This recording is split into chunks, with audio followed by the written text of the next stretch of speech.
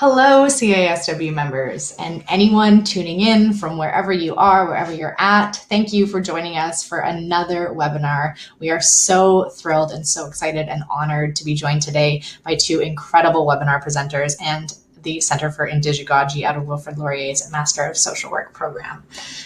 Before I get into some of the housekeeping notes in the presentation, I just want to introduce myself. My name is Alexandra Zanis.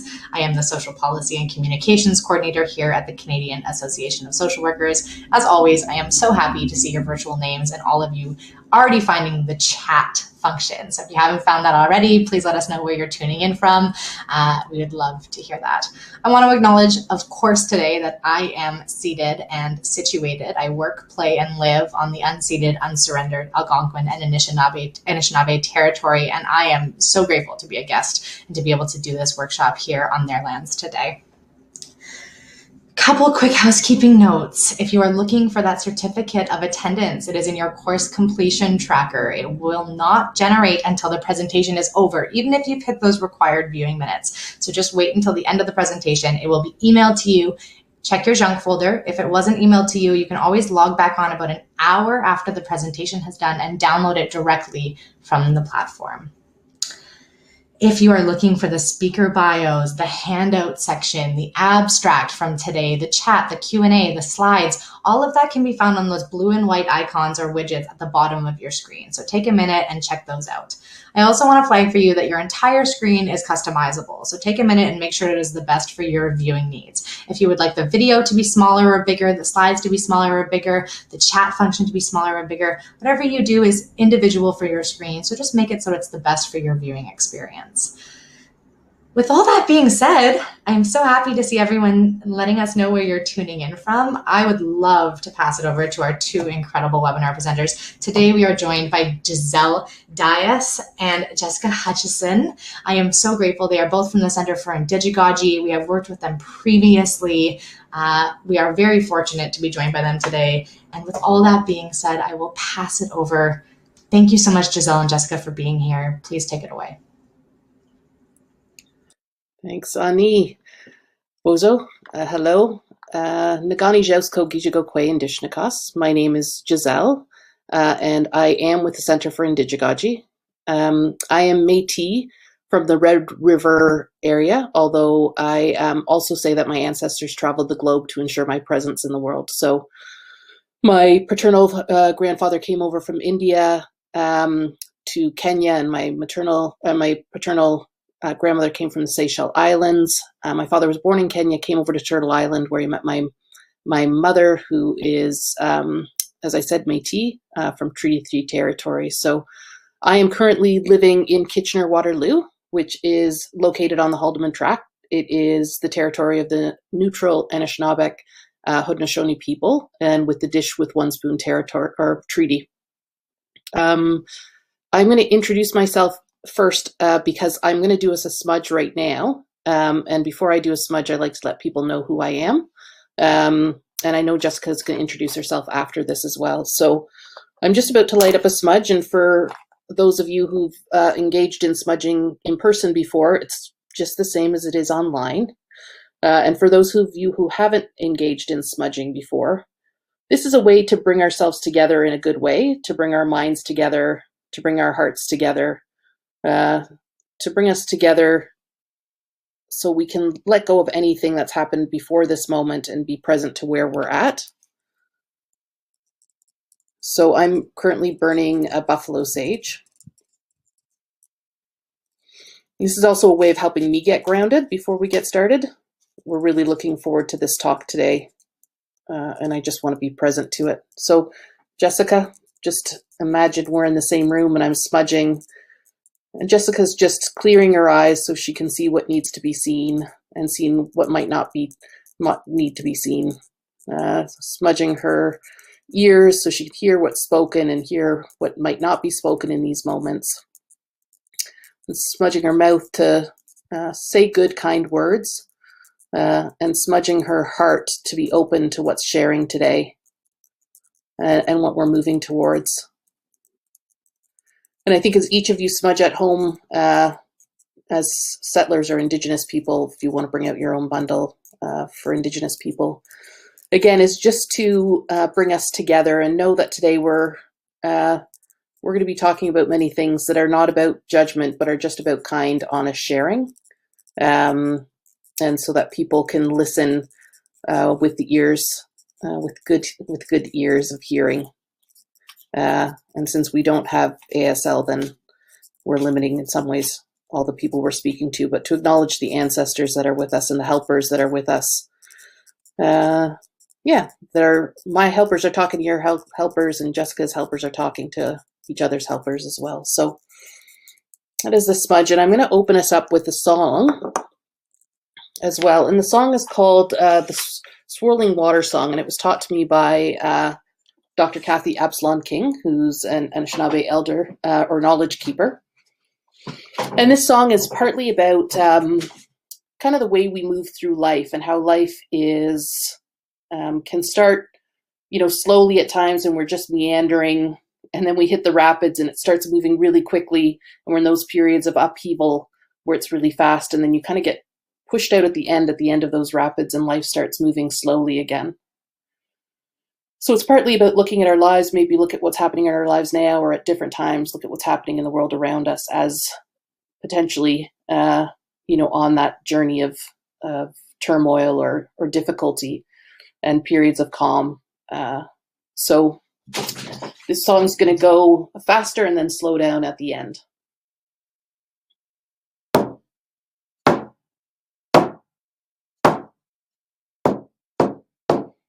Wichita, do ya, Wichita, do ya, hey. Wichita, hey ya, Wichita, hey ya, hey. Wichita, do ya, Wichita, do ya, hey. Wichita, hey ya, Wichita, hey ya, hey. Wichita, do ya, Wichita, do ya, hey. Wichita, hey ya, Wichita, hey ya, hey. Wichita, do ya, Wichita, do ya, hey. Wichita, hey ya, hey. Wichita, hey ya, hey. Woo! And I just want to say in opening words is to welcome all of you here. Again, to welcome our helpers who are with us, who might not be seen, our ancestors, to let us be together in a good way, to say miigwech to creation, to the earth, to the sun, to wherever you are, recognizing their traditional territories, and just welcome you all here today. So thank you. Jessica? Thank you so much, Giselle, for that beautiful song, and the smudging helps me certainly feel a lot more grounded in our presentation today. So thank you so much. And for those of you who have smudged through Zoom before or electronically, I don't know if you've experienced the same thing I have, but I can actually smell the smudge through the computer.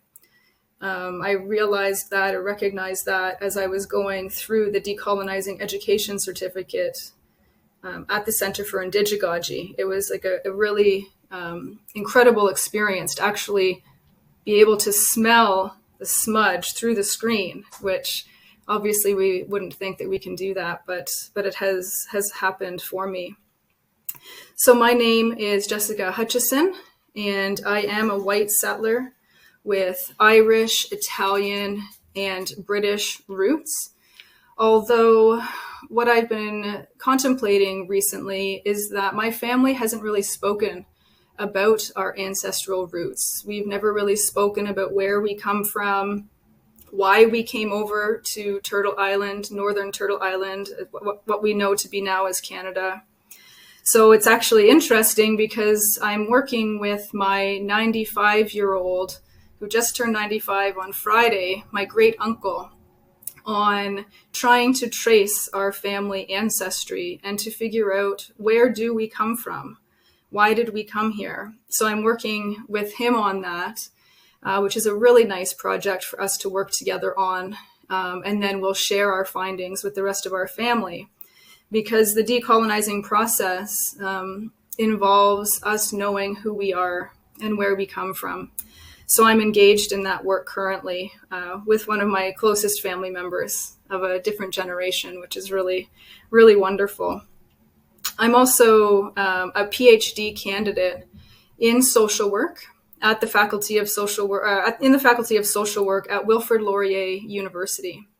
And my research is looking at the use of strip searching in women's prisons.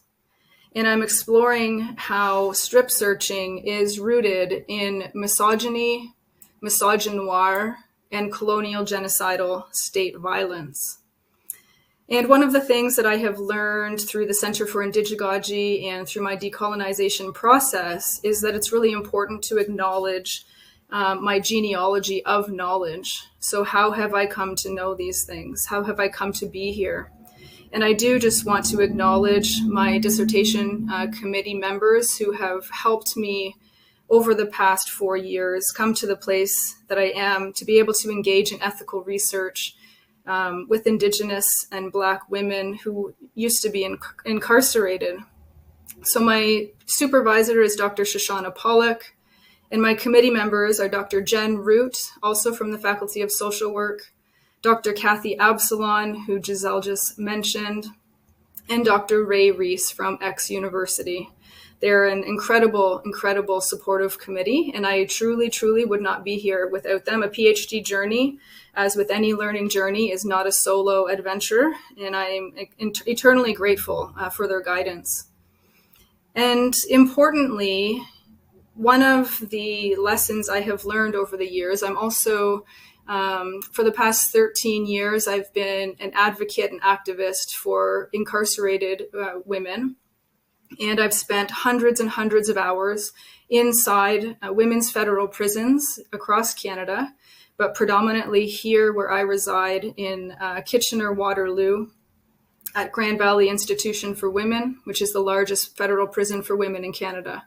So I've spent hundreds and hundreds of hours inside this prison, specifically in maximum security and segregation, where unfortunately the vast majority of people back there are Indigenous. And we're going to talk about this in a little while. But this is where I've gained a lot of my knowledge about colonialism, about white supremacy, about carcerality. So I need to acknowledge the imprisoned folks who I have learned so much from, and who I'm guided, who my research and my teachings are guided from. I truly wouldn't be here without them. So, and I think that's it for me for introductions. Thank you.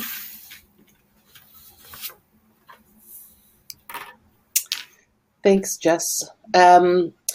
Yeah, just to mention that I'm also have been in the field of prisoners' rights, penal abolition, and transformative justice for about 25 years or so. And it's work that I'm really passionate about and glad that we're going to be talking about today. So I thank CASW to kind of give us the space to talk about this thing that both Jess and I are so passionate about. We want to emphasize this webinar in particular is part of a 3-part series. So we're not going to get to everything that we want to get to. And I'm sure that many of you want to get to either. So I hope you can join us for the next 2 webinars. So just imagine this is like, you're just tasting an appetizer. You're just getting the very first part while we continue to build on the rest of the work that we're doing. I don't know what the next slide is, Jess. Oh, so we're just going to go through the agenda very quickly to let you know that we've already done the opening ceremony and introductions.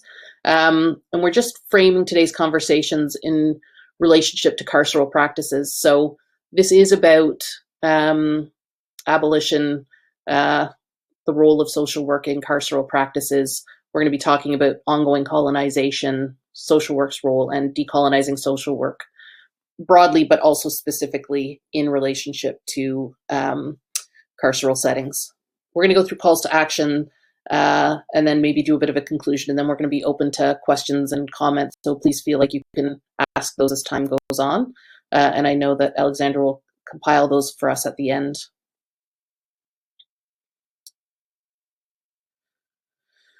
So how we want to ground this workshop is because it's essential that people understand that it's always been about the land, that settler colonialism and the project of genocide and assimilation has always been about the land. And to understand that in a deeper way, I want to talk you through a little bit about the relationship between Indigenous people and land. And when I say land, I'm talking about water, forests, animals, trees, little critters that we find in creation, the fishes, the winged ones. So we're talking about land in a full context of all of those ways. And I don't know if many of you have access to looking out a window right now so you can see creation around you, because creation exists everywhere, even in the cities, because it lives, underneath the concrete and through the trees.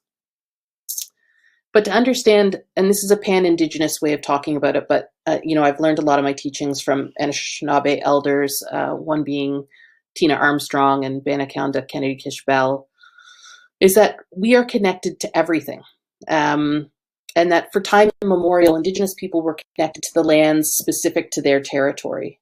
And what that means is through thousands and 10,000s and 20,000s of years, people get connected to that land in a particular way where Indigenous nations will understand the medicines that are coming, like the flowers that are growing up, what's used for. It means that depending on the territory you're in, maybe you're in the prairies and you need more rain. So there'd be rain dances that would be created for that, or places where you need more sun, or different areas that ceremony is attached to what you would need for your survival in that area, right? And it's a culture of reciprocity. So what you're giving back as in a thank you. So what ceremonies you might be doing to give the land back.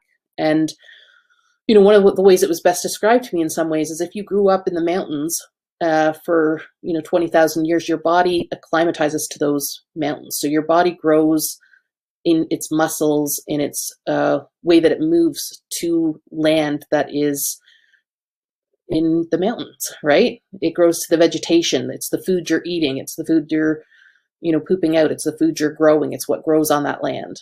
So when we say that Indigenous people are connected to the land, we're talking about language.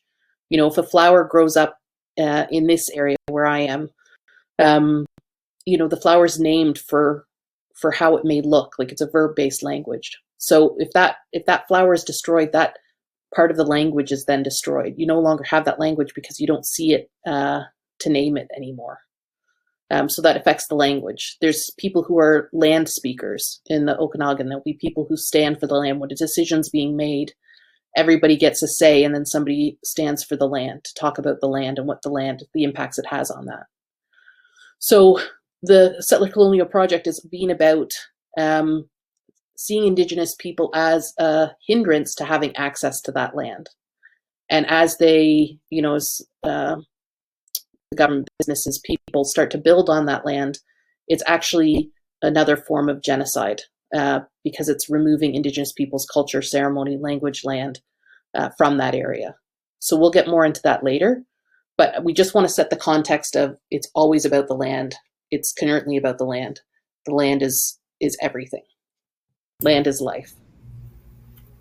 Yeah, and just to add on to that briefly, Giselle, is that there are many different tactics and strategies and projects that are working towards this goal of colonization for the settler state to gain unfettered access to Indigenous land. And some of these projects and strategies are really, really hard to see because that is the power of colonialism. We have been conditioned through colonialism to not be able to see these linkages.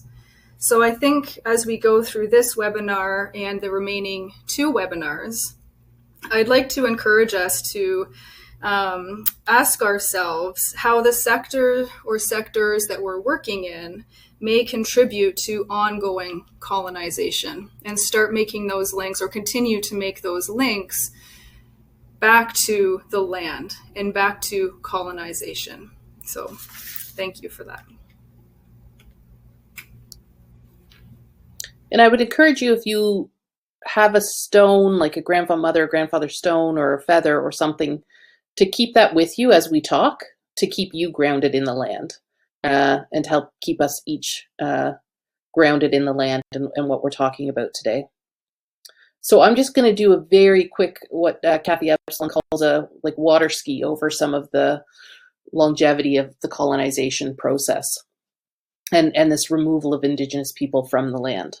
So what you have is the early fur trade when the settlers came, specifically the French and English in particular, that when they came, Indigenous women played a key role in the early fur trade, and Indigenous people were welcoming of the settlers coming within a treaty relationship. So they were welcoming Indigenous people, welcoming settlers from an Indigenous perspective, which is about respect and, built from a treaty relationships, which Indigenous people had treaties with lots of other Indigenous nations as time went on. So what ended up happening is that, the fur trade started, people started coming, or settlers started coming, and they started to, as settlers do, need more and more and more through this greed. And they started seeing Indigenous people as a hindrance to the expansion of which they wanted to do in terms of settlement. So they brought with them diseases and blankets. They started dislocating Indigenous people from the lands. As the fur trade expanded, what you started to see is a lot of the beaver skins and the other kind of skins started to disappear, which have, when you know ecosystems, you know that when some animals disappear, the whole ecosystem starts to change. And then you've got the clearing of the plains. There's a great book called Clearing the Plains that talks about the starvation of the plains people and how the RCMP came into effect early on to help push the buffalo actually off the plains and down into the United States, pushing a buffalo off, plateaus so that the buffalo were, killed en masse. And it meant that for Indigenous people that their hunting, the food they ate, the pelts they used from the buffalo all started to disappear. So people started starving. They started starving to death out in the plains in particular. People were starving, Indigenous people were starving right across Canada, but this was a articulated and calculated way of starting to clear the plains. So people started starving, and that's when some of the treaties started to get enacted. And so people, when they say, well, Indigenous people, signed treaties, well, they were signing treaties based out of starvation, that this was happening. I'm just trying to look at my notes to see when, I'm not going to talk about that. So the Indian Act that came into place in 1867, which is the banning of the potlatch, banning of Sundance ceremonies, of powwow dancing, it started to disenfranchise Indigenous women because they were kind of starting to be written out of, if an Indigenous woman married a white man, she was forced off the reserve, which means forced off her land, which means disconnecting women from their land. And what happens is when you criminalize activities, you create criminals, right? Like that's the way it is. As soon as you criminalize things like potlatch or gatherings or people coming together in any way or doing ceremonies, then you've just essentially criminalized a people based on culture. So this is what was happening, is that I think Jessica's going to go through like the increase of prisons, but what you'll see here on the left of the screen is actually Stony Mountain Prison that was built in the 1800s as a result of the beginnings of the Riel Rebellion. So they needed to build a prison for Indigenous people who had started to rebel against the colonial process. So this is Indigenous people starting to go to prison in this time because they've been criminalized. You've got the reserve system that was set up that many people could compare to prisons because there was a pass system that was involved where Indigenous people needed to get passes if they wanted to leave the reserve. But if you imagine the reserve system that you can't leave, so there's a book called Prisons of Grass that people talk about the reserves being an early formation of the prison system. and that you need passes to leave, but it was very hard to get a pass to leave. So you were enclosed in this area where you couldn't do your ceremonies, you couldn't do, hunting, gathering, you didn't have access to the medicines you needed. So you're starting to see the criminalization of Indigenous people as one part of, both the genocidal policies that are continuing on. So you're finding different ways of separating Indigenous people from land, from killing Indigenous people, up until we get to, the residential schools that started in 1886, the 60 scoop, and now we have the millennial scoop. So you'll see the role that social workers start to play in, especially when we hit the residential schools, the 60 scoop, and now today the millennial scoop. What we're building towards is both the policing and the kind of surveillance carceral systems that Jess is going to talk about later. But these are all like being implemented early on and systemically, and it's being, you can't see my hands, but I'm doing hand motions to talk about the systemic nature of how this happened and how it continues to happen now. And that for the residential schools, it was the police that were taking children from homes. So the police were set up as, again, a way of clearing the plains and then a way of taking children from residential schools. But that is the role where you start to see social workers come in later years. I think that's all I'll say about that, unless you wanted to say anything, Jess. No, that's great. Thank you. Okay, so as Giselle mentioned, colonization is a continuous process. And many of us would like to believe that colonization is a thing of the past. However, and unfortunately, it manifests itself in many different ways currently. And we're only going to, as Giselle also mentioned, we're only going to be talking about a very select few carceral sites of social work. But it's important for us to remember that even if you're not working in any of the sectors that we're going to be talking about, if you're not working in those sectors directly, it's important for us to remember that other sites of social work practices connect with these larger systems. And we also operate often from colonial and carceral logics that I'll get into in a moment. But the purpose of this slide is to show the significant overrepresentation of Indigenous children in foster care in Canada. So we can see that 52.2% of children in foster care in Canada are Indigenous, whereas Indigenous children only comprise 7.7% of all of the Canadian children population. So this is a crisis. We also know that there are more Indigenous children currently in custody of the state through child welfare than was at the height of residential schools. So these are some very serious things that we need to consider as a profession, as social workers, to figure out what are our responsibilities, how are we contributing to the maintenance and perpetuation of colonization. And thinking about how carceral logics and colonial logics are actually embedded into the work that we do. And we will be talking in depth in our next webinar about carceral logics in social work, specifically as it relates to defunding the police. But when we're talking about colonial and carceral logics, what we're meaning is that oftentimes people use the same tactics that are used in prisons, in carceral settings. And some examples of those are things like surveillance, coercion, separation, isolation, punishing, and compliance. So if you just give some thought to that for a moment and reflect on that, and to think through, has my agency or my work, have we engaged in these types of logics or behaviors? And as I mentioned, even if you don't work in child welfare or the prison system or policing, some of you will be working in sectors where these carceral logics are actually embedded as well, such as schools, shelters, violence against women sector, mental health care, etc., etc.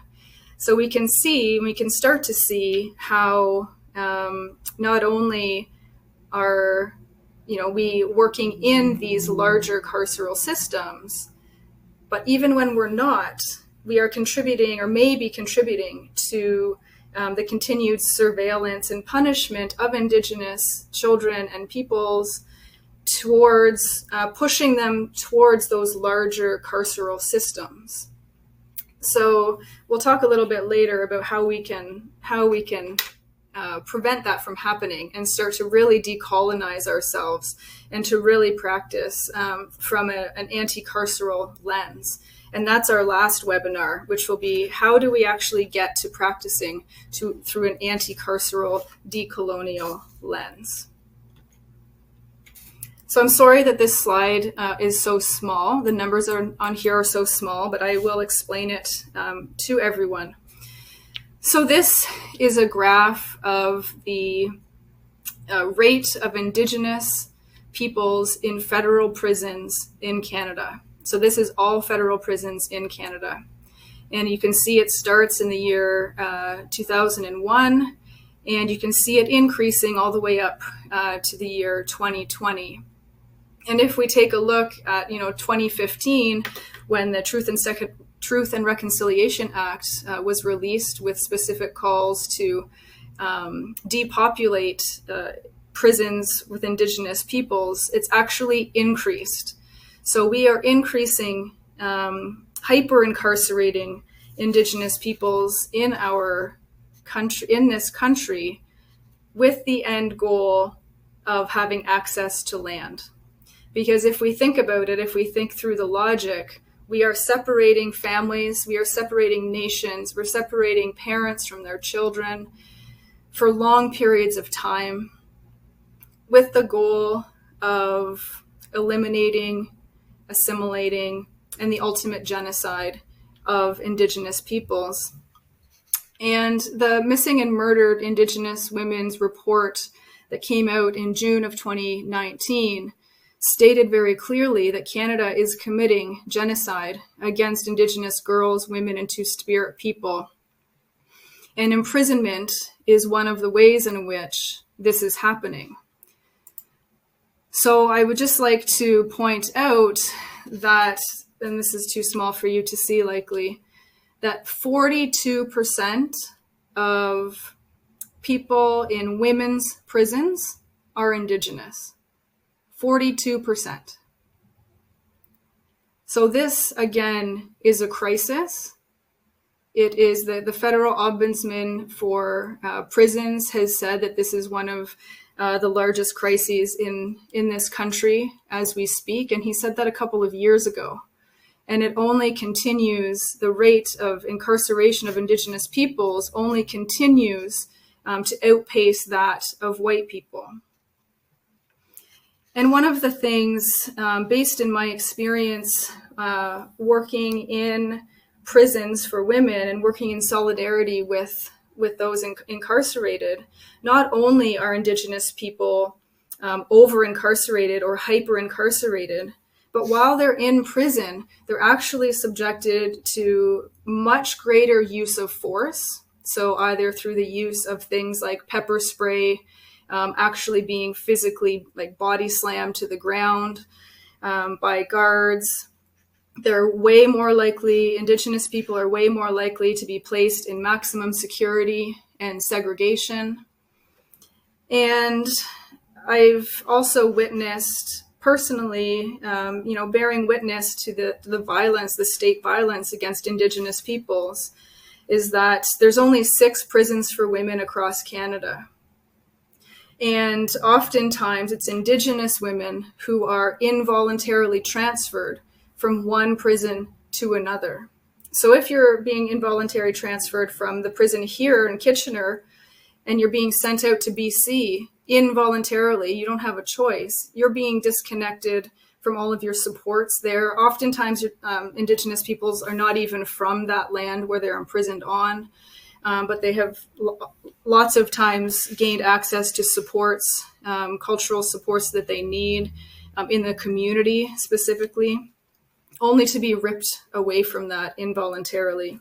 So I say all this to point out that not only is it an over-incarceration, but then while they're in prison, they're actually subjected to more harsher conditions than white people. So these are just some things for us to consider. And there are social workers who work in federal prisons. So I know, speaking with social workers who do work in prisons, they operate from a tension of really, really wanting to help folks and also being at odds with this super strong risk and security mentality of the prison system itself. So these are really hard things to navigate and complex. And thank you to all of you those of you who are trying to work within these very colonial and carceral systems, because, I know just from my experience spending time in prison, it is exhausting. It is really difficult to try to affect change. So thank you for what you do. And the last thing I'll say about this is that some provincial jails are nearly 100% Indigenous. And that's mostly out in Saskatchewan, Alberta, Manitoba. So we need to really think about that as well. Giselle, do you have anything to add to this slide? Okay. And I also just wanted to share, talking about police and how Indigenous peoples are disproportionately killed by the police.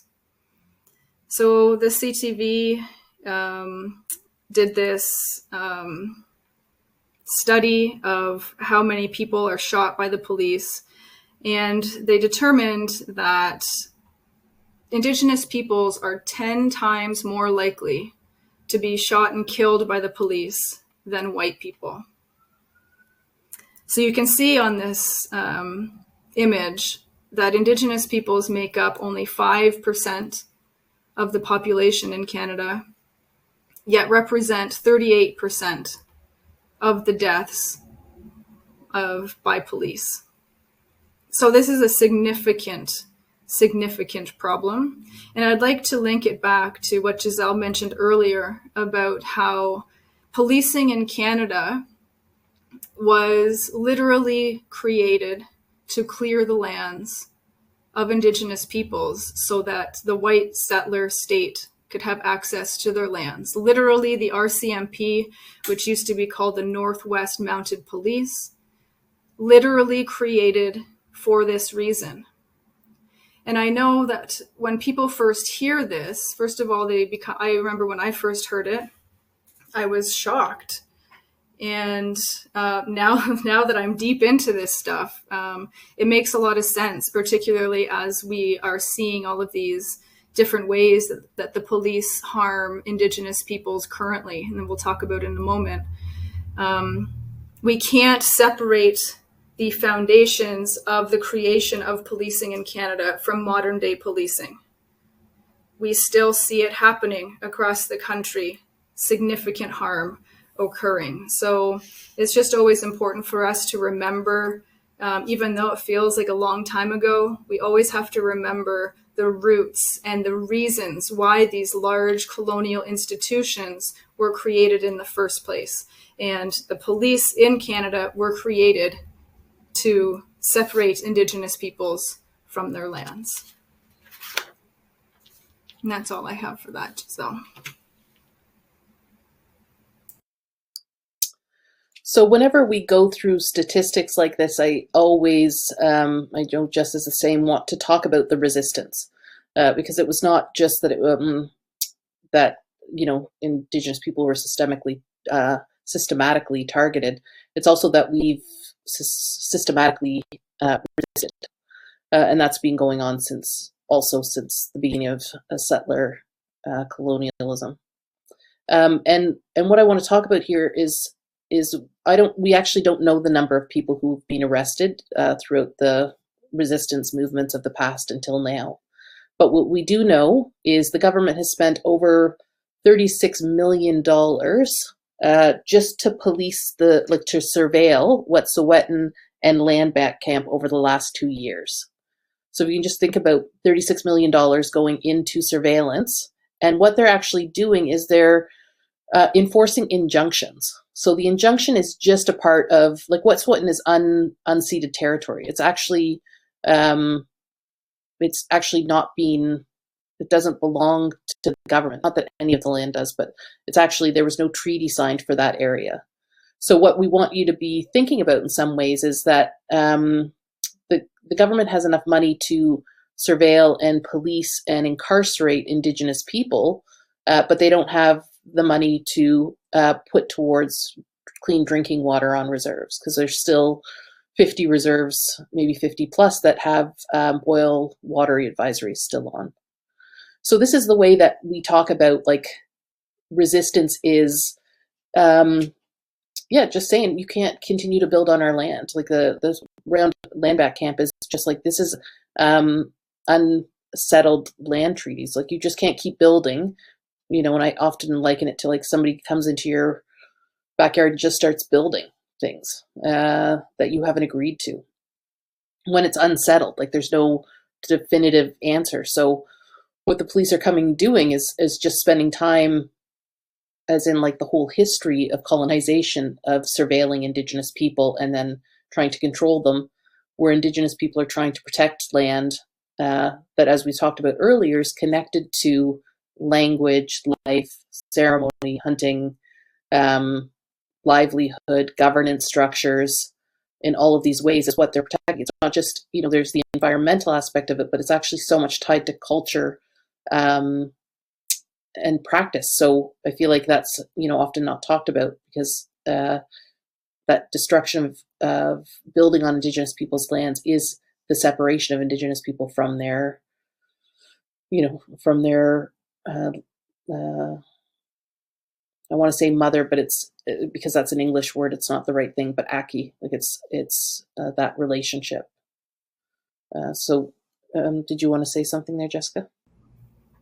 Yeah, thank you for that, Giselle. And sorry I dropped off there for a second. I pushed the wrong button and completely left the webinar, but I'm back. The one thing that I have learned, I've had the great privilege of engaging in education through the Centre for Indigegogy, through the Decolonizing Education certificate, and through the Indigenous Research series. And I believe that when we are meant to hear a lesson or meant to hear a teaching, that teaching will emerge. And one teaching that I received from Dr. Kathy Absalon, who, as Giselle mentioned, is an Anishinaabe knowledge keeper and scholar, and she's on my dissertation committee. She was explaining to the group one day that trying to help us white settlers who don't necessarily have a connection to the land, because in essence, we as white settlers feel entitled to this land. So we don't even think about it. We just take it for granted. We just look outside and we see, yeah, there's the land and I'm entitled to it because I'm white and I'm a settler. So the teaching that she gave was in the context of Indigenous land defenders, and saying that Indigenous people defend Mother Earth in the same way that we would defend our mother if she was under attack. And I just remember this was a completely embodied experience, this embodied learning experience for me. It hit me in a way that was so powerful. I started crying, because finally, I understood what it meant to defend your mother.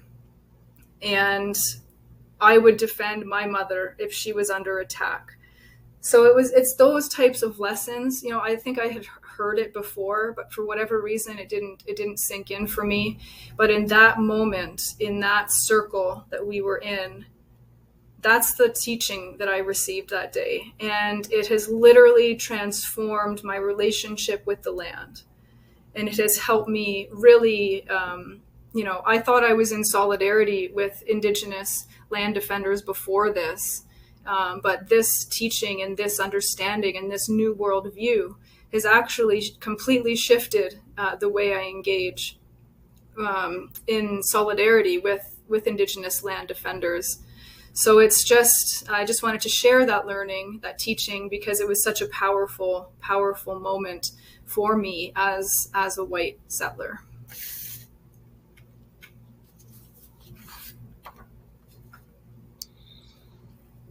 There is a great article, if you've not seen it. It's attached to the documents that we've distributed through this workshop. Talks about colonial trauma, and we've built a series that we'll talk about at the end through the Centre for Indigegogy called Colonial Trauma and Holistic Healing. Because what we don't focus often in social work education or social work practice is that colonialism is and creates trauma. So as it says here, it's described as complex, continuous, collective, cumulative, and compounding interactions of impacts related to the imposition of colonial policies and practices which continue to separate Indigenous people from their lands, language, cultural practice, and one another. So I think the framing of colonial trauma is often when we're in our offices, and I was in a private practice for many years, and while I was doing prison work, I was working with Indigenous people in prison, was understanding that colonialism, in fact, is the trauma. And as a result of that trauma, you have things like on the next slide. I don't know if you can move that, Jessica. Yeah. Is that the result of colonial trauma is higher rates of mental health, disruption to culture and identity, poverty, internalized racism, high suicide rates, substance use, misuse, violence against women, sexual abuse, and the rejection of two-spirit and queer identities. So I think when we look at working with people in our offices or spaces or in the community or on the street, what we need to continue to do is not just with colonialism, but with other forms of trauma related to racism, trauma related to sexism, to homophobia, transphobia. Well, it actually should be called violence. I'm not going to get into that fully here, but instead of calling it phobia, it's not a phobia, it's a hatred. So, and it's a violence. But what we want to start looking at are what are the systemic and structural factors that are in place when we're working with people in our spaces as helpers, and how do we situate whatever difficulty is bringing them in within this much bigger understanding of colonial trauma. And we want to do that because it also fits in with what we'll be talking about in terms of surveillance and carceral settings. So this is just a way of us starting to think more structurally, that some of us got in our education got a better structural understanding of what's happening in our communities, and how when we're in that private practice, often I would say to people like, yeah, of course this thing's happening. Look at the world we live in. So that it didn't bring blame onto the people. It didn't talk about that the people are to blame, but the structures are to blame. And how do we help heal people knowing that these structures still exist? Did you want to add to that, Jessica? I just want to build on that because you've said it so perfectly, is that the power of colonialism is that it tricks us into now placing the blame for these impacts of colonial trauma on Indigenous individuals, when these are actually normal responses to abnormal, violent situations. And that traditional social work theories often pathologize and individualize Indigenous peoples rather than understanding the structures that have caused these, these long-lasting and far-reaching impacts of colonial violence, which is why we need to have a decolonial lens in order to engage in ethical and decolonial social work. And I've been thinking a lot, throughout my PhD, really been thinking about the insidiousness of colonialism and how we are now responding to state-produced trauma, such as residential schools, with additional state-produced trauma, like via sectors of child welfare, prisons, and policing. So this cycle of colonial violence just continues and continues and continues. And it's a mind bend, trust me. So I know that, when I was first engaging in the decolonizing process, it was extremely, extremely uncomfortable because I didn't know any of these things. And finally, when you do know these things, we have a responsibility. I have a responsibility to now be different, to act differently, to think differently.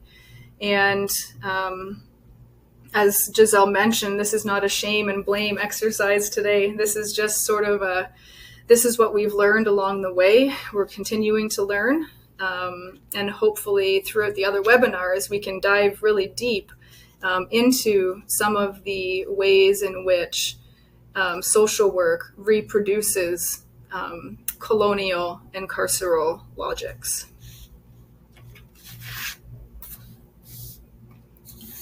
So, as a white person, I am never asked, where are you from? But racialized Black and Indigenous peoples are constantly forced to explain where they're from.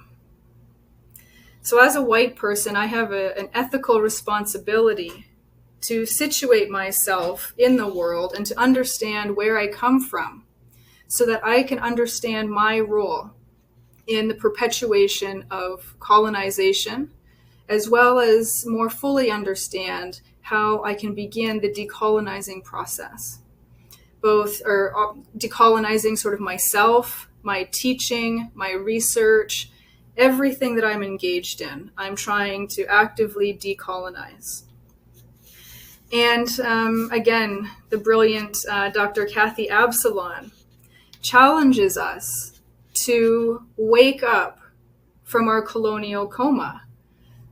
So those of us who have been raised in colonial societies need to wake up from our colonial coma so that we can talk about who we are holistically. And this is one of the most important things I have learned, is that colonialism works to separate. It works to separate us from our hearts. It works to separate us from our spirits, our emotions. So the process of decolonization is actually reconnecting these aspects of ourselves so that we can restore the humanity and the value of all people. So we really need, it sounds counterintuitive to decolonization is about reconnecting. It's reconnecting the things that colonization has separated from us. And it does start within ourselves. So we really need to think through, how are we engaging in colonial thought, in colonial practices, and some of the colonial thinking is in binaries. So colonization really brought to us the concept of binaries, very rigid, black or white, good or bad, etc., etc.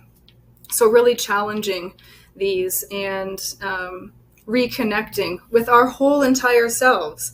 And it's such a beautiful, I recently was hired to work at the Centre for Indigegogy. And it's such a beautiful experience, truly, because we bring our whole selves.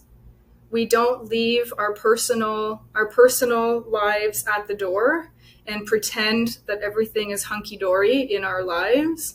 We actually bring our whole selves. And we talk about, recently my grandmother passed away. So we bring this to the work because this is the work. And I know that in previous workplaces for me and perhaps for you on the call, that's not the case. Colonization has really separated us from ourselves, and that we actually have to compartmentalize ourselves as we move between different spaces. But decolonization is about bringing these together and understanding ourselves more holistically. Giselle, I don't know if you have anything to add to that. Yeah, thanks, Jess. That was great. And I think, what we've learned also, I also took the Decolonizing Education certificate, is partly that everybody's being colonized. Like Indigenous people have been colonized as well and have that colonial mindset. So that healing comes from the decolonial process. And just to speak to, non-white settlers and Black people in particular who were enslaved during the signing of the treaties. So I think it's really important to acknowledge our solidarity with other people who've been removed from their own homelands from, because of imperialism or colonialism and have forced dislocation from their own communities who are now situated on Turtle Island, and the struggles that comes with understanding self in relationship to Indigenous people, if you're Indigenous from another country, or if you're Afro-Indigenous, and what that means in terms of connection to self and situating yourself in the work. So it's a complicated process, and it's worth doing and trying to understand and trying to be in relationship with self and others who are on that same journey.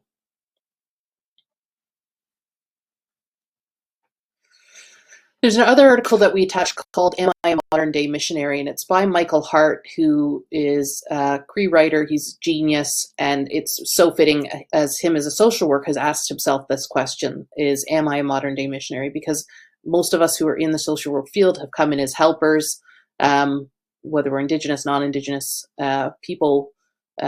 We came into this work hoping to be a helper. And that's often what we're called in Indigenous communities when we're with elders. We call ourselves helpers or shkabewis.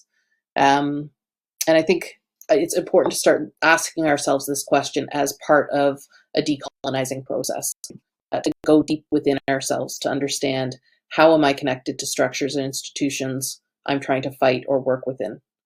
And in what ways may I unintentionally replicate these institutions within my work or my relationships? And some of that for me around penal abolition came with, because I was heavily involved in activist communities, and was doing a lot of anti-prison organizing, a lot of solidarity work with prisoners, is starting to look at how I was policing other people. Like there was a part of me that was like, you said this or didn't say this. And I started to look at how I had internalized these,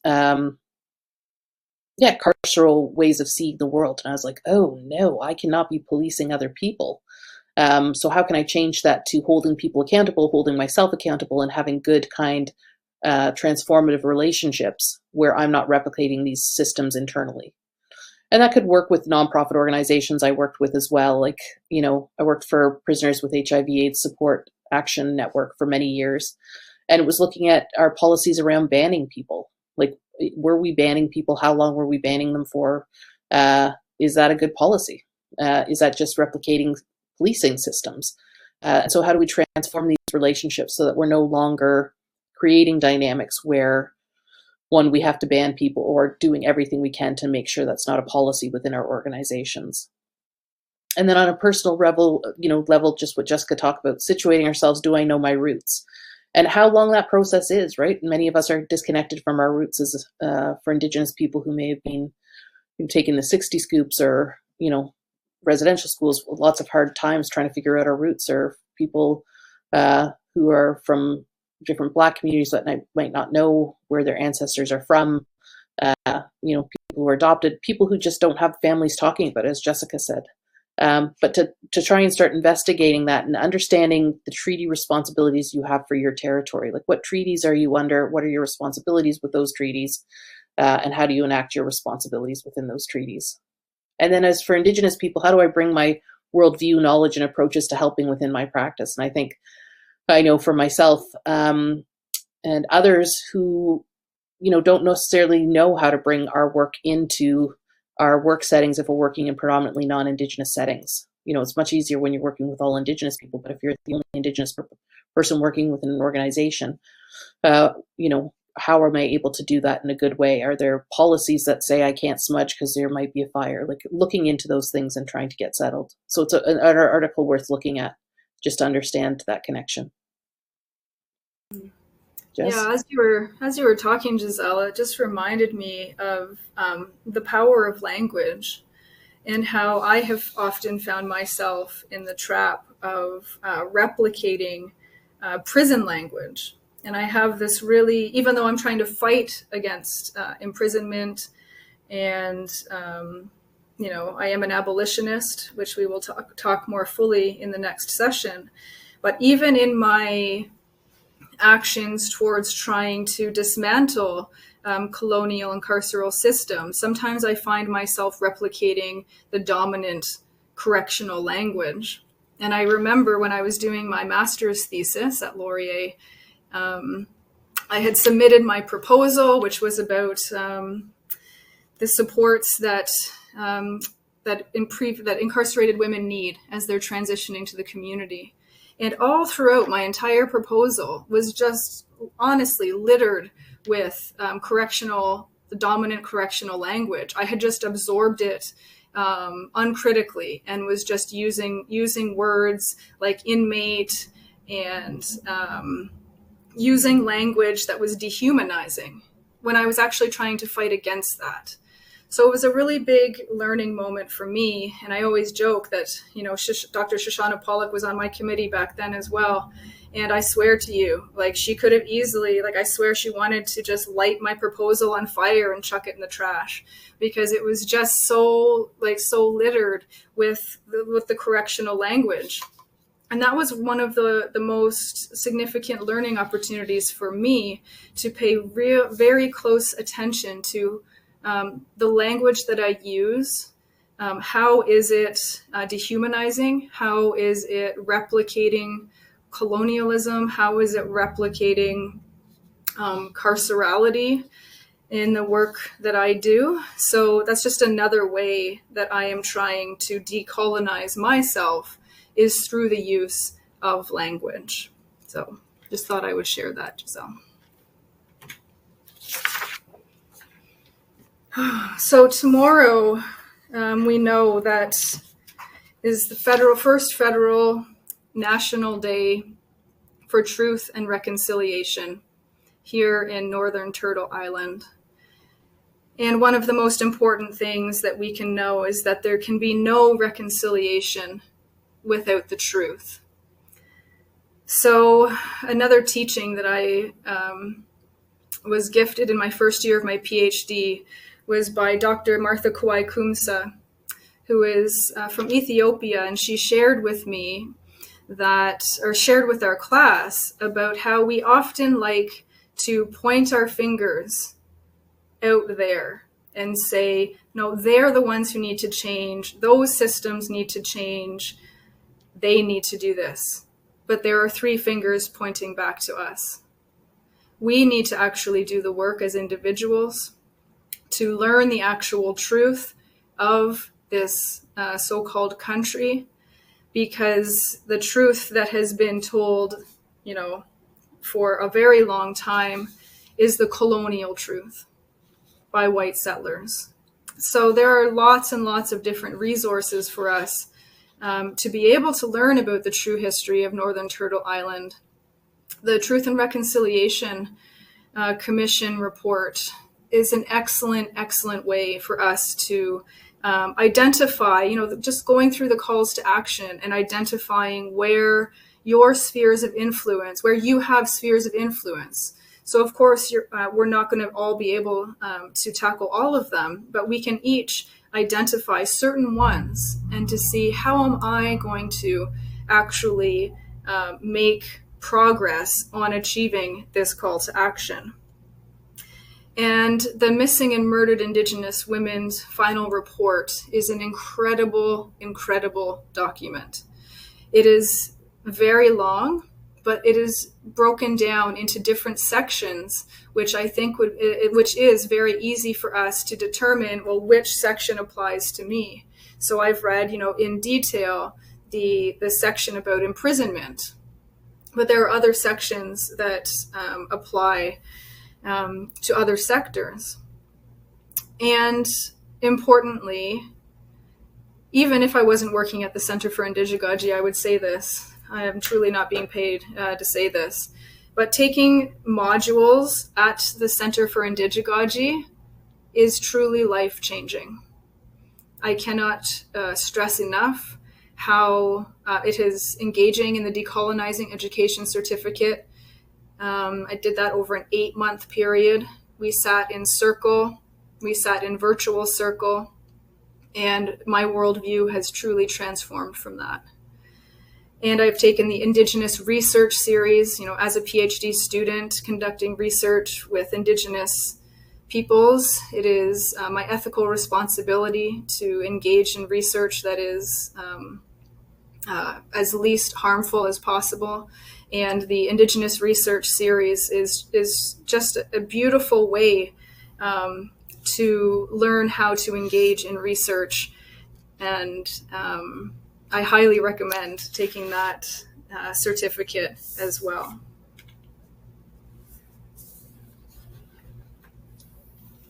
This is you, Giselle. Yeah.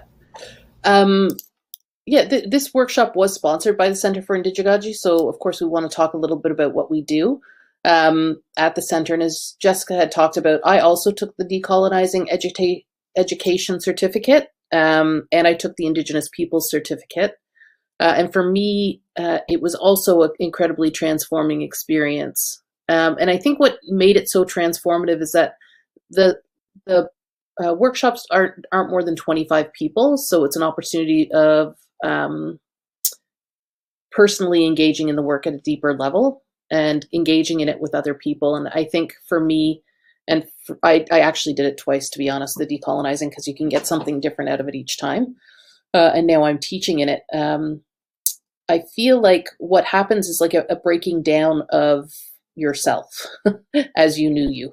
And I think for many of us in that kind of second, third module in particular, a lot of people, like there was a lot of weeping and coming to understand the grief of how colonized we all are as Indigenous people and as non-Indigenous people. Like there's a real grief that comes with understanding that. And for people who feel anxious about doing allyship or work with Indigenous people, I would highly recommend doing the Decolonizing Education certificate, because I think what happens is it alleviates your anxiety, because you don't have to ask so many questions of can I do this or can I do that. You'll know by the end, and it won't be given because it's been actions that are told you can and can't do this. You'll know because you'll have a deeper sense of yourself.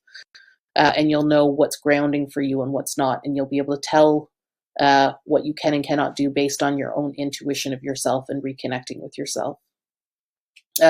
Last year, we created a holistic healing practices and colonial trauma certificate, basically built for social workers or helpers in the field who are interested in getting trained in holistic healing. And so that next module is coming up October 14th and 15th.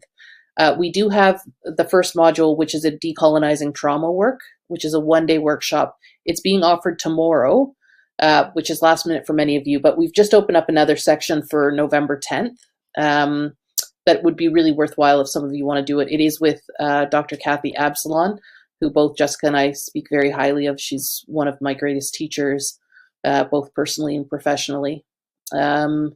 And that's a certificate program that you need to take, I think, 7 modules in order to get a certificate, but you can take more, of course. There's the Indigenous People Certificate for Indigenous people, locally or globally. So we're talking First Nations, Métis, and Inuit people, status or non-status, but then also Indigenous people globally are welcome to join us in that. As we said, we've got the Decolonizing Education Certificate. Module 2 is on treaties. So if you're interested in understanding your treaty responsibilities and what treaties are, that's a great 2-day workshop to take. There's the Indigenous Research Series, which just talked about a little bit, for people who are interested in doing research in partnership with Indigenous people or with Indigenous communities. I think it's an essential.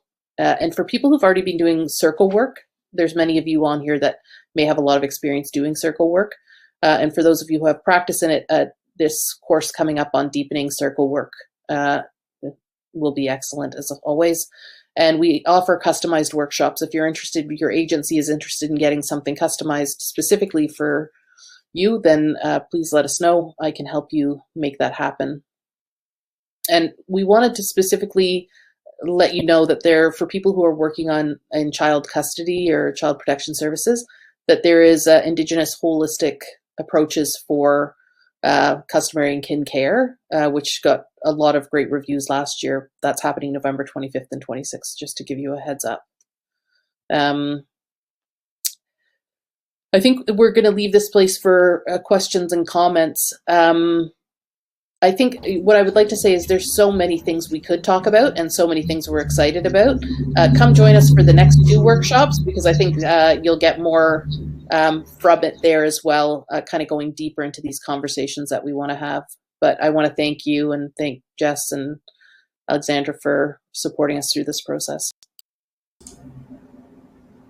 Yes, thank you both. So I'm going to push everyone to go in that Q&A box. You should have a chat and a Q&A box. I would prefer the Q&A box for your dedicated questions for the presentation, if you don't mind. We do have a couple.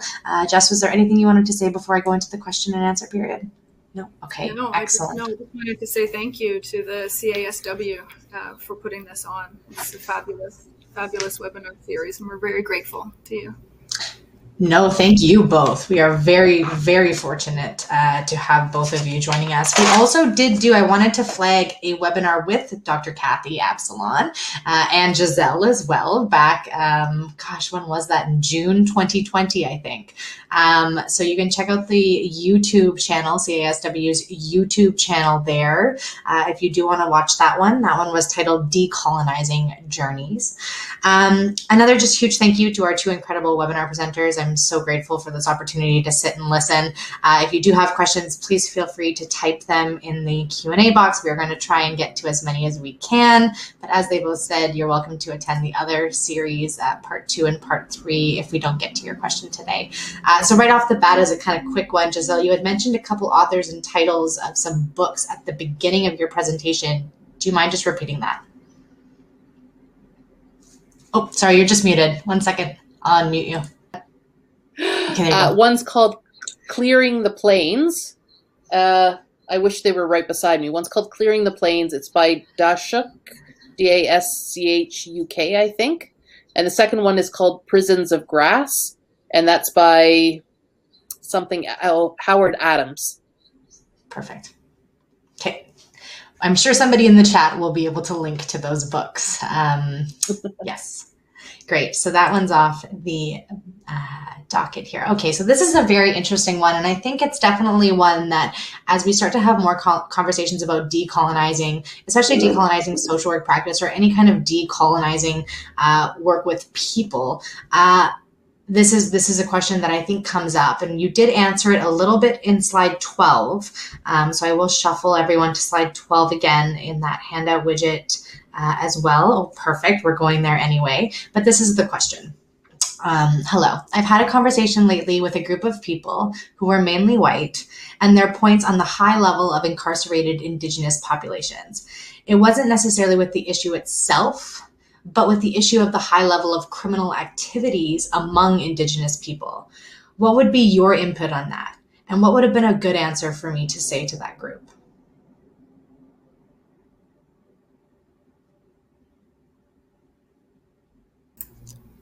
Oh, gosh. Who wants to take that, Giselle or me?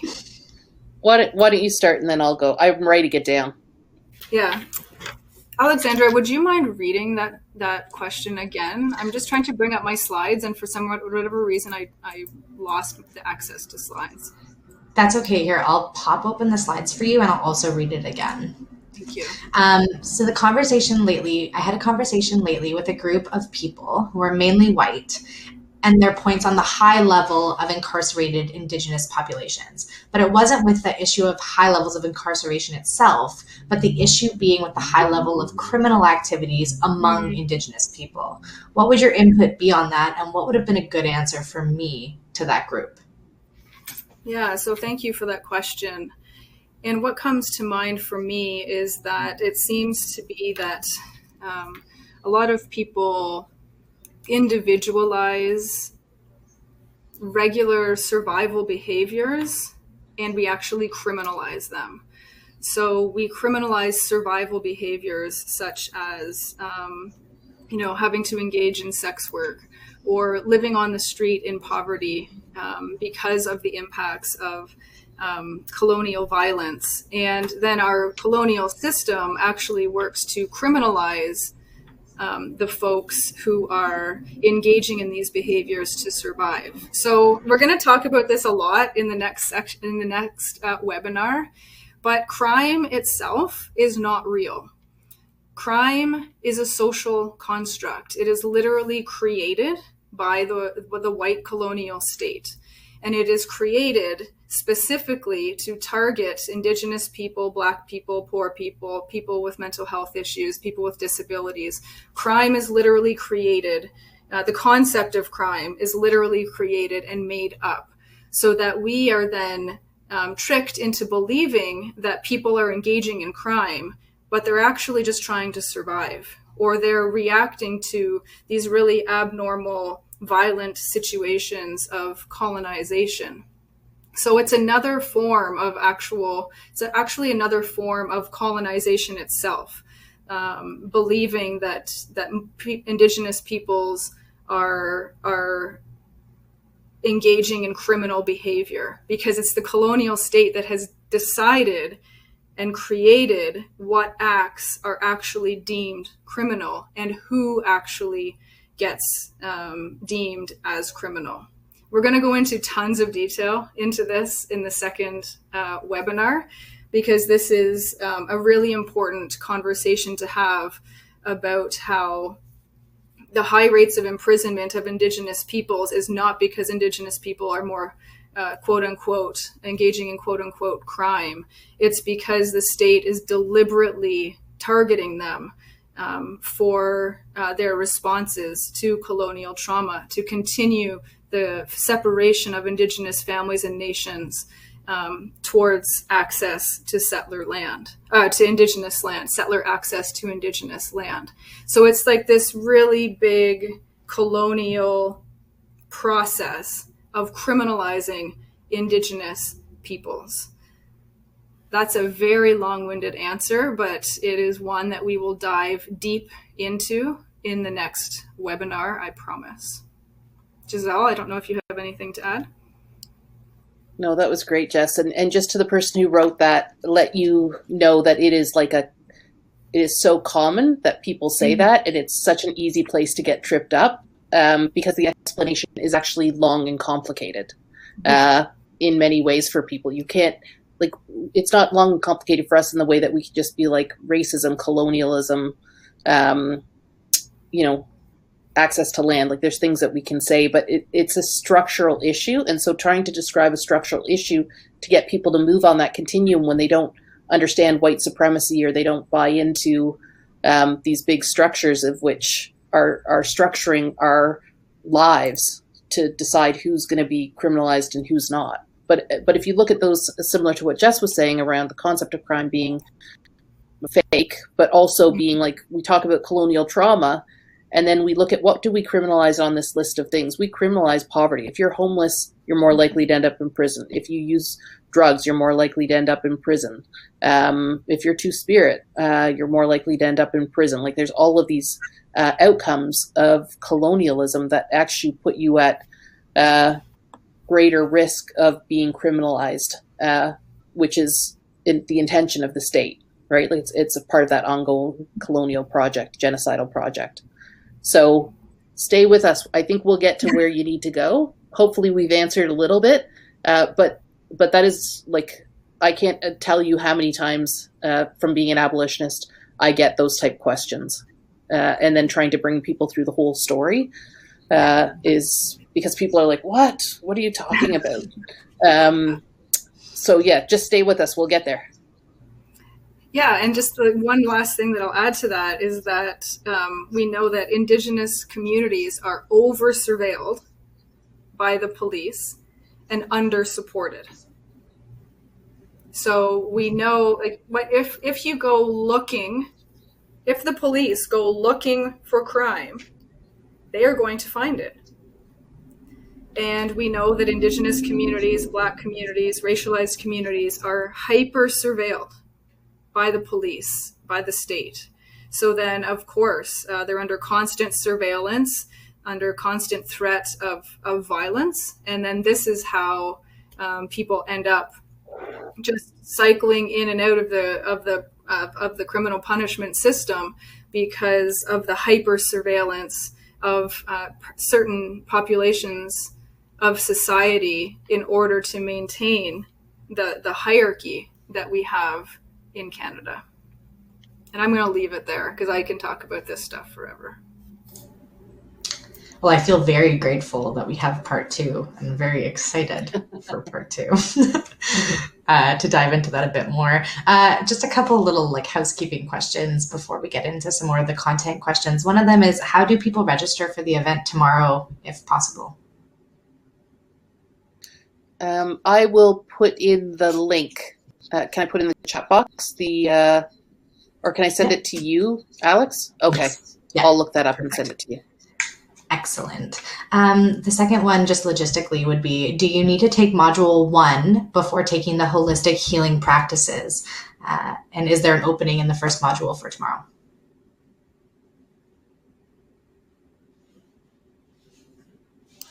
No, you don't. You don't have to take them in order. There's 4 modules for the holistic or the colonial trauma certificate, and they are the ones that you have to take to graduate, but they do not need to be taken in order, nor do the decolonizing certificate. Nothing needs to be taken in order. You're welcome to join us at any time. Excellent. Perfect. So yes, and for anyone wondering about that, the Centre for Indigegogy's website should be the top of your handout widget. So pop that open and it should give you some more information there as well. Alrighty. So we'll go into another more content question. I do like this one. For Indigenous social workers who might not have a connection to traditional communities or homelands, do you have any suggestions on how to navigate that and bring self and culture to practice in appropriate ways?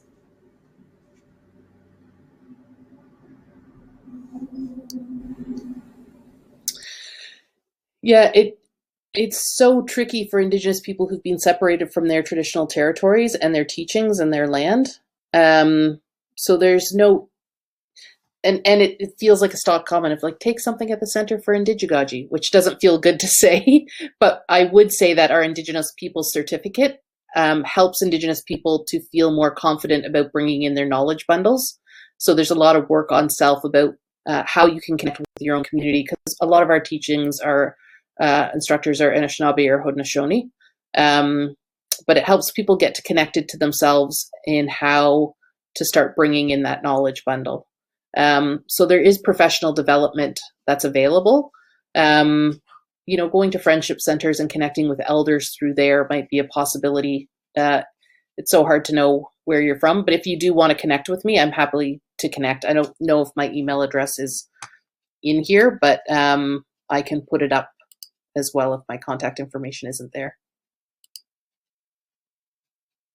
That was a short answer. I'm so sorry. No, that's a great answer. Okay, another one, and this one's actually more for Jessica actually as well.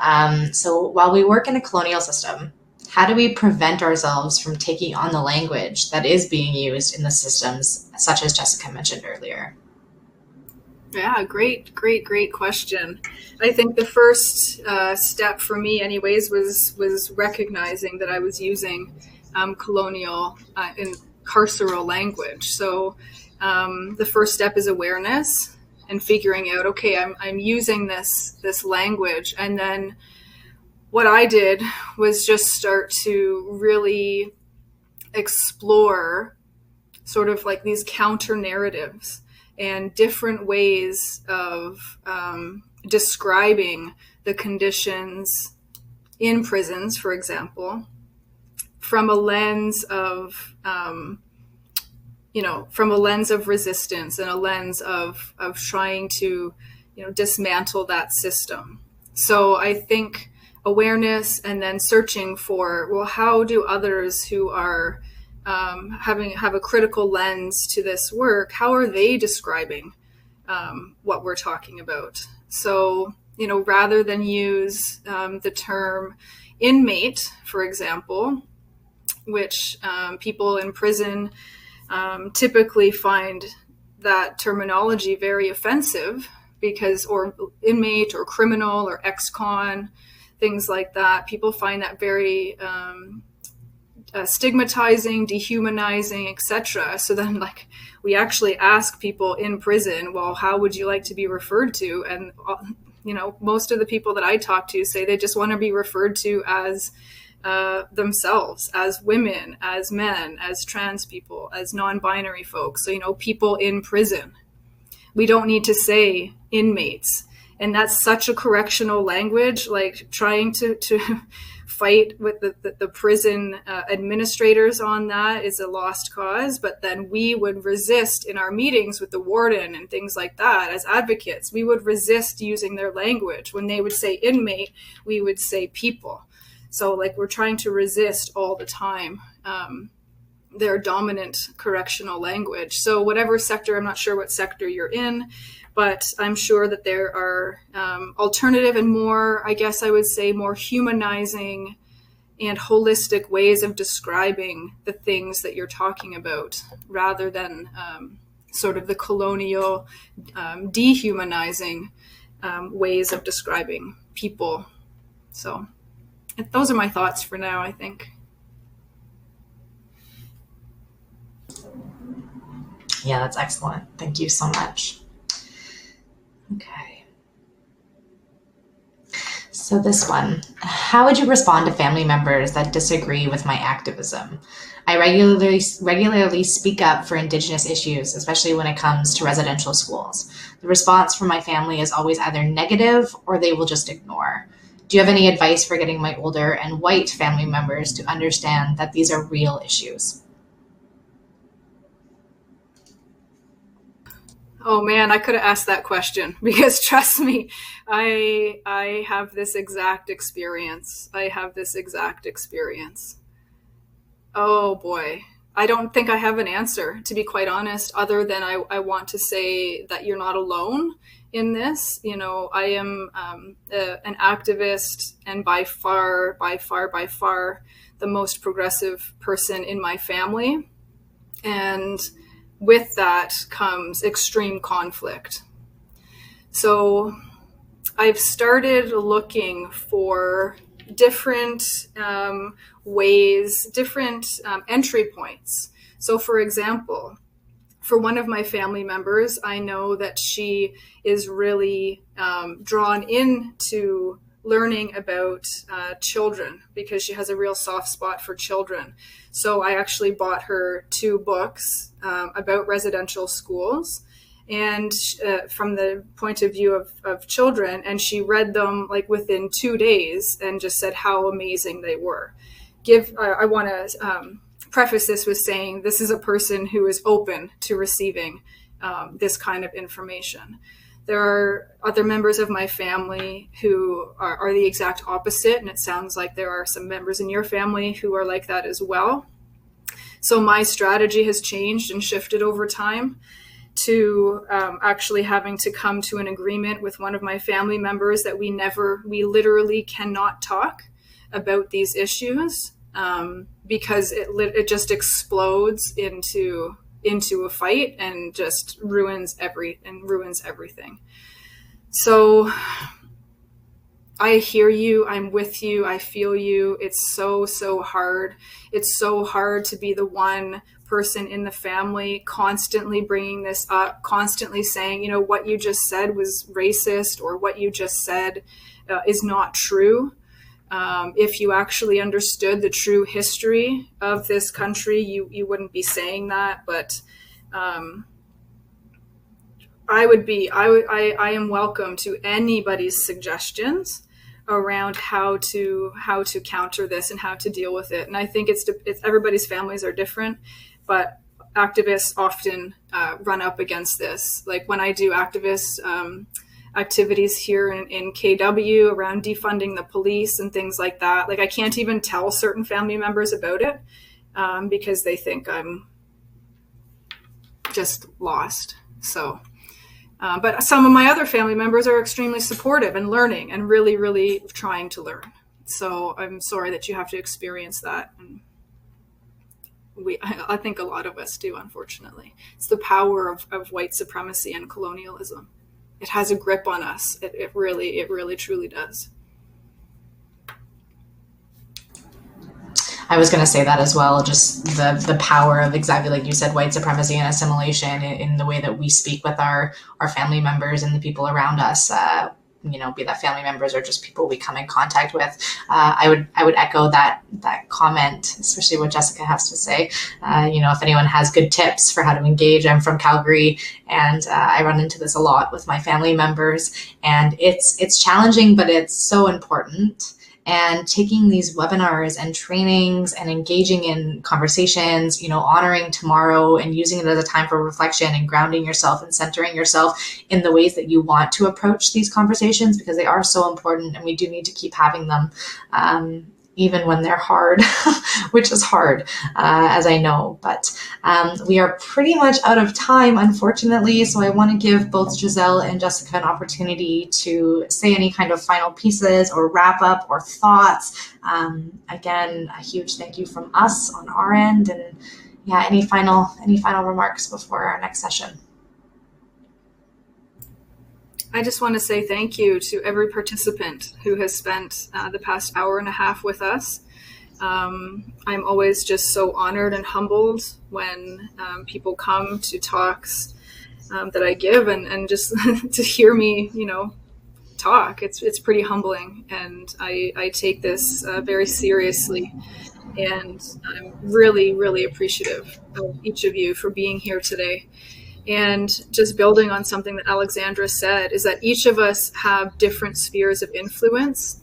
So even if you learned one thing from the webinar today and you tell 2 other people about it tonight or tomorrow, that's how we start really disseminating knowledge and trying to decolonize ourselves and our communities. So thank you.